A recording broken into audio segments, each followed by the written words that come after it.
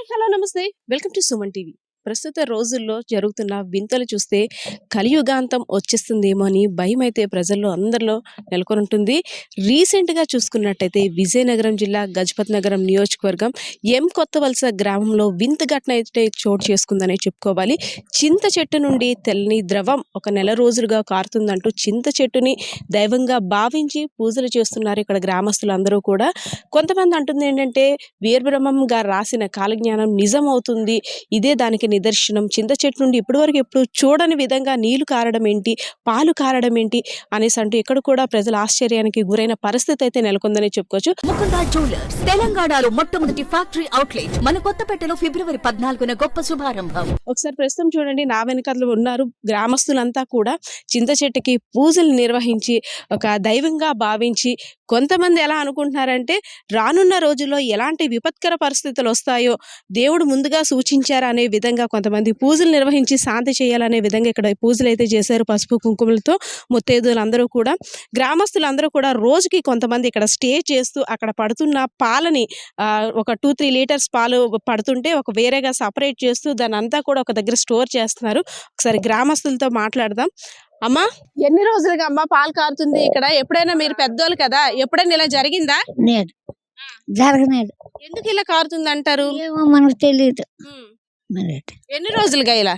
ఎన్ని రోజుల్లో చూడలేదు, ఇప్పుడు చూస్తాం. అదిగో అయ్యమ్మ చెప్పు. సరే, గ్రామస్తులంతా కూడాను ఈ వింత చూడడానికి రోజు కూడా తండోలుగా వస్తున్న పరిస్థితి. ఓకే, చూస్తున్నారుగా ఏదైతే చింత చెట్టు నుండి ఆ వైట్ లిక్విడ్ అనేది వస్తుందో ప్రస్తుతం ఆ ప్రదేశం దగ్గర ఉన్నాము. ఒకసారి విజువల్లో చూడండి, పైనుండి అక్కడున్న కొమ్మ ద్వారా వాటర్ అయితే కావచ్చు, ఆ లిక్విడ్ అయితే అందులో పడుతుందని గ్రామస్తులంతా చెప్తున్నారు.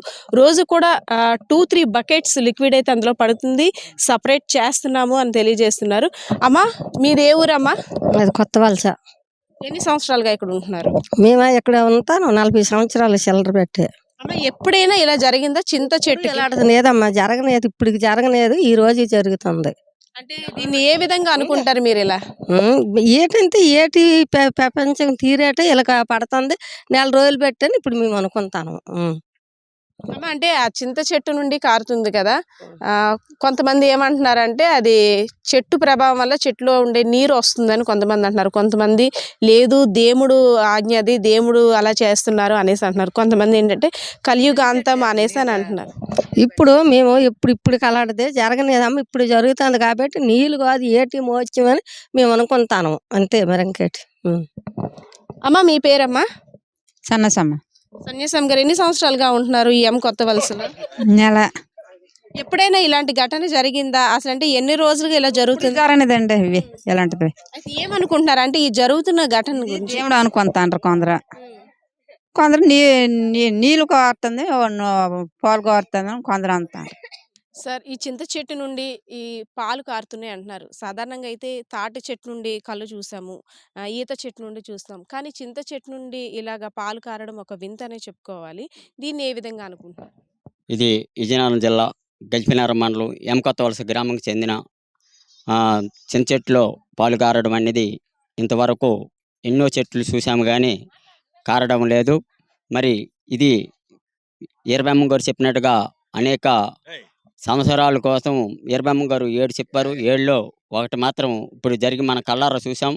మరి వీరబ్రహ్మం గారు ఒక కలియుగము అంతంలో ఇలాంటి విచిత్రాలు వస్తాయని మేమందరము గ్రామస్తులే కాదు, ఈ చుట్టుపక్కల ప్రజలు కూడా అనుకుంటున్నాం. మరి ఈ కార్యక్రమం దేవుడు మహిమనే మేము ఎక్కువ శాతము అనుకోవడం కూడా, గ్రామస్తులందరూ పూజలు కూడా జరపడం జరుగుతుంది. మరి ఇది ఒక దైవం నీళ్ళలే తప్ప ఇది ఎవరికి చెట్లో పాలు కారడం అనేది ఎక్కడ మేము ఎన్ని సంవత్సరాలు అయింది ఎక్కడ చూడలేదు. మరి ఎగ్జాంపుల్గా తాటి చెట్టు ఏ చెట్టు ఉన్నదంటే దాన్ని గీసిన వల్ల పడుతుంది, అలాగే గీయడం కూడా లేదు. రోజుకి 2 లీటర్ల నుంచి 3 లీటర్ల వరకు పడుతుంది. కాబట్టి ఈ గ్రామంలో చుట్టుపక్కల మండలాల జనం కూడా వచ్చి చూసి శాంపుల్గా నీళ్ళు పాలు పట్టుకెళ్ళడం కూడా జరుగుతుంది. ఎన్ని రోజులుగా జరుగుతుంది సార్? ఫస్ట్ దీన్ని గుర్తించింది ఎవరు? గుర్తించడం మేమంతా ఈ కళ్ళం కాడ ఉంటే ఇప్పుడు కారుకొని పడుతుంది. గుడ్డేసి గోనె ఇదిగో తడిచిపోయింది, మరక తడితే 4 రోజులు కానీ అలాగే కారుతుంది. ఎక్కువైంది ఇప్పుడు. అప్పుడు బుట్లు పడేది, అలా దారి పడుతుంది. ఇప్పుడు సార్ ఇప్పుడు దాన్ని ఎవరైనా టేస్ట్ చేశారా దాన్ని? చేసాం, చేసాం. నోట్లో వేస్తాను. ఎలా ఉంది దాని టేస్ట్? అది ఉప్పగా ఉప్పగా ఉంటుంది. ఉప్పగా పులుపుగా ఉంటుంది. పులుపుగా. కస వస్తుంది.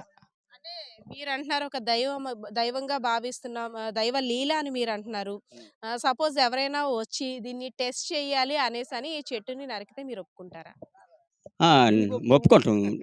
దానికి ఎందుకైనా పనికి వస్తాయనే ఉద్దేశంతోనైతే నరికితే దాన్ని శాంపుల్ పంపించితే మా అభ్యంతరం ఏమి ఉండదు.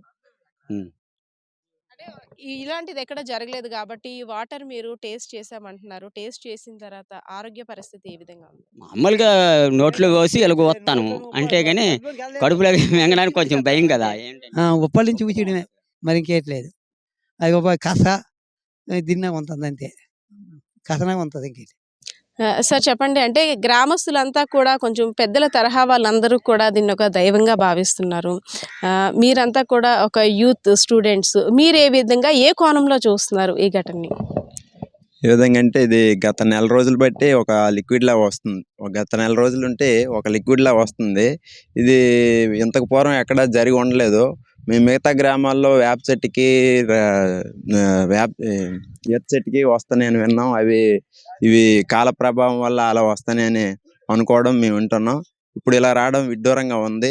అది ఒక కొమ్మ నుంచి ఇంకో కొమ్మకి అలాగా వ్యాపిస్తుంది. ఇది మేమైతే యూత్ పరంగా ఇప్పుడున్న టెక్నాలజీ పరంగా అదేమో చెట్టుకేమో ఇన్ఫెక్షన్ ఏమని మేము అనుకుంటున్నాం. కానీ మా గ్రామ పెద్దలు అంటున్నారు, మీరు కుర్రాళ్ళు మీరు ఎలాగ అంటారో కాలజ్ఞాన ప్రభావం వల్ల వీరబ్రహ్మం గారు చెప్పిన దీనివల్ల ఇలా జరిగాయి. అది దైవిచ్చి తప్ప మనం అనుకున్నది ఏమి కాదని పెద్దలు అనడం వల్ల మరి మేము కూడా దండగా నమ్ముతున్నాం.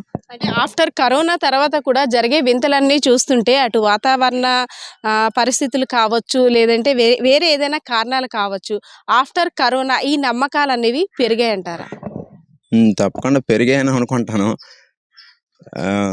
మరి రానున్న పరిస్థితులు బట్టి అలాగే కాల ప్రభావం ఇలాగ జరుగుతాయని నమ్మాల్సి ఉంది ఎంతైనా.